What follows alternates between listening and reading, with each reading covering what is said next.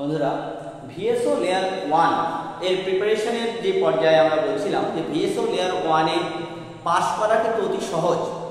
কি হলে সবাই অর্থাৎ যে একটা ব্লকের একটা ইউনিটের প্রত্যেকে লেয়ার 2 তে চলে যেতে পারে।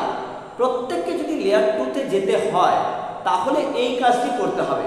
কি কাজ না, টোটাল যে 50টা প্রশ্ন থাকবে সেই 50টা প্রশ্নে 2 নাম্বার করে প্রশ্ন, এক একটা প্রশ্নের মার্কস থাকবে। এই প্রতিটি প্রশ্নের মার্কস যে 2 নাম্বার করে আছে তাহলে 100 নাম্বার। 100 নাম্বারের 50% মানে 50% নাম্বারের বেশি যদি কেউ পেয়ে যায় বা 50% নাম্বার যদি কেউ সিকিউর করতে পারে তাহলে কোনো কম্পিটিশন ছাড়াই অর্থাৎ কোনো শর্ত সাপেক্ষই মানে শর্তহীনভাবে সে কোথায় চলে যাবে, লেয়ার 2 তে চলে যাবে। এটা কিন্তু অত্যন্ত গুরুত্বপূর্ণ এইবারকার বা গতবারেও ছিল, এই বছরে ছিল। অর্থাৎ তোমাদের প্রথম যে টার্গেট সেটা হচ্ছে এই পরীক্ষায় 50% নাম্বার কিন্তু তোমাকে সিকিউর করতে হবে। 50টা প্রশ্নের মধ্যে 25টা প্রশ্ন তোমাকে সঠিক করতে হবে, আর বাকি প্রশ্নগুলো আন্দাজে ঢিল মারলে চলবে না। অর্থাৎ এই প্রশ্নে কিন্তু নেগেটিভ মার্কিং আছে। কত পার্সেন্ট না, এক একটা প্রশ্নের জন্য 1% আর 1 নাম্বার করে। প্রতিটা প্রশ্ন ভুল করবে 1 নাম্বার চলে যাবে। তো এইভাবে করে তোমরা কিন্তু এই লেয়ার 1 পাস করতে পারো। লেয়ার 1 পাস করা অতি সহজ।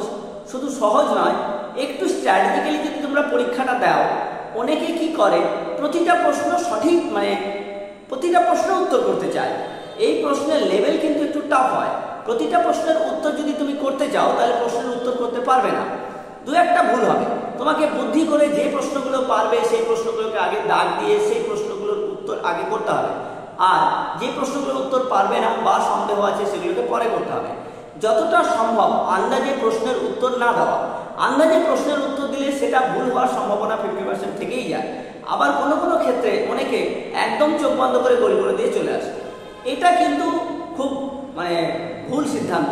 তোমরা যদি পাস করতে চাও তাহলে তোমাদেরকে বুঝে শুনে 25টা প্রশ্ন বেছে বেছে, জীবন বিজ্ঞান থেকে এরকম 15টা প্রশ্ন পাওয়াই যায়, বাকি 10টা প্রশ্ন অঙ্ক এবং ফিজিক্স কেমিস্ট্রি থেকে তোমাকে বের করতে হবে। তাহলে 15 10 25, 25 দুগুণে 50, 50% নাম্বার যদি তুমি পেয়ে গেলে তাহলে কিন্তু এই স্কলারশিপটা তুমি পেয়ে যাবে। অতএব তোমাকে এখানে স্ট্র্যাটেজিক্যালি খেলতে হবে। কি করতে হবে না, জীবন বিজ্ঞানকে সবার আগে ধরতে হবে লাইফ সায়েন্স। স্কোরিং মার্কস এখানে ভুল হওয়ার সম্ভাবনা কম। এখানে 15টা প্রশ্ন, এখানে যেরকম থাকে 15টা থেকে 16টা প্রশ্ন থাকে। এই 16টা প্রশ্নের মধ্যে তোমাকে অন্তত 12টা প্রশ্ন লাইফ সায়েন্স থেকে ঠিক করতে হবে। হলো 12টা। আচ্ছা, এবার থাকলো ফিজিক্যাল সায়েন্স। ফিজিক্যাল সায়েন্সের পার্ট থেকে তুমি জানো এখানেও এরকম 18টা প্রশ্ন থাকে। তার মধ্যে থেকে 10টা বা তুমি মেনে নিলে একটু কঠিন প্রশ্ন হচ্ছে, তাহলে তুমি এখানে 8টা প্রশ্ন করো, তাহলে 12 8 20টা হয়ে গেল। এবার বাকি ম্যাথমেটিক্স পার্ট থেকে কি থাকে, ম্যাথমেটিক্স থেকে থাকে মোটামুটি 20টার মতো প্রশ্ন। ঠিক আছে, তাহলে 20টা + 30টা + 40টা একটু বেশি হয়ে গেল। তো এখানে মনে করো 18টা বা হ্যাঁ এরকম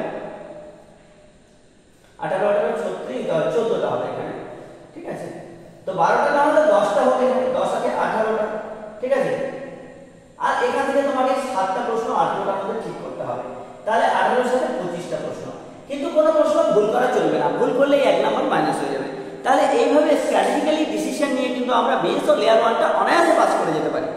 তো আজকে শুধু এটুকুই বলার ছিল, ভিএসও লেয়ার 1 তোমরা একটু স্ট্র্যাটেজিক্যালি খেললে ভালো মতো পাস করবে। ধন্যবাদ, দেখা হবে পরের ভিডিওতে।